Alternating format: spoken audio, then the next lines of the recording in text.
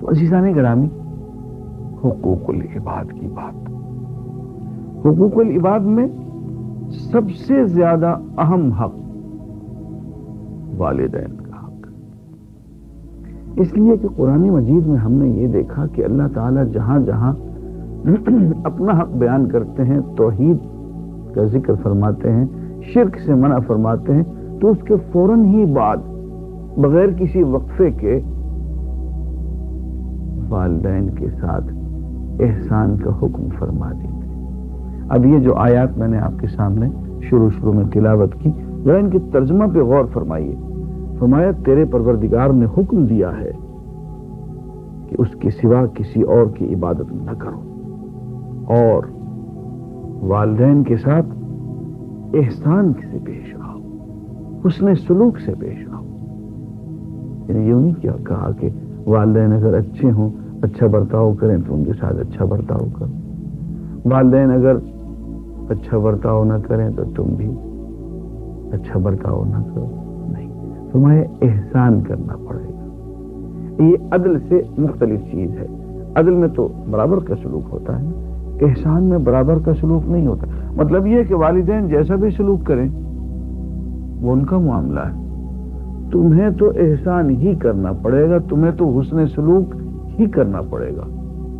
تمہارا حسن سلوک جو ہے وہ ان کے حسن سلوک پر مبنی نہیں ہوگا، ان کے اخلاق پہ، ان کی خوش خلقی پہ، نیکی پہ مبنی نہیں ہوگا، بلکہ تمہیں اپنے طور پہ ہر حال میں حسن سلوک اور احسان کرنا پڑے گا۔ اور فرمایا کہ اگر تمہارے ہاں ان دونوں میں سے، ماں باپ میں سے ایک یا دونوں بڑھاپے کی حالت کو پہنچ جائیں تو دیکھو کبھی ان کو ہاں سے ہوں نہیں کہنا، اف کر کے نہیں پکارنا۔ اب یہ نرم سے نرم لفظ ہو سکتا ہے جس پہ کہ انسان کسی اور کے رویے پہ دل ہی دل میں احتجاج کرے گا،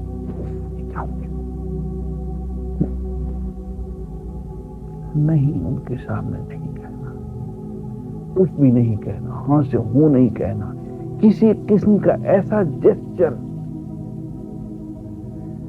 ایسی کیفیت کا اظہار جس سے انہیں محسوس ہو کہ تم نے ان کی کسی حرکت کو، کسی بات کو، کسی عمل کو ناپسند کیا ہے، ان کا کوئی رویہ، ان کی کوئی بات تمہیں بری لگی، اس کا اظہار کسی شکل میں، خواہ وہ ہلکی سے ہلکی شکل کیوں نہ ہو، نہیں ہوگا، نہیں ہونا چاہیے۔ لا تقل لهما اف، ان کے سامنے اف تک نہیں کرنا ہے۔ اور اف تک کس بات سے کی جا سکتی ہے؟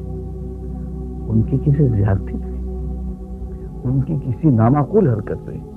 اور ہاں، والدین جب 70، 75، 80، 85 کی عمر کو پہنچ جاتے ہیں تو ان میں ایک بچپنے کی کیفیت آ جاتی ہے، ان سے بہت معقول جچا تولا رویہ، بہت مربوط قسم کی بات، اس کی توقع نہیں کرنی چاہیے۔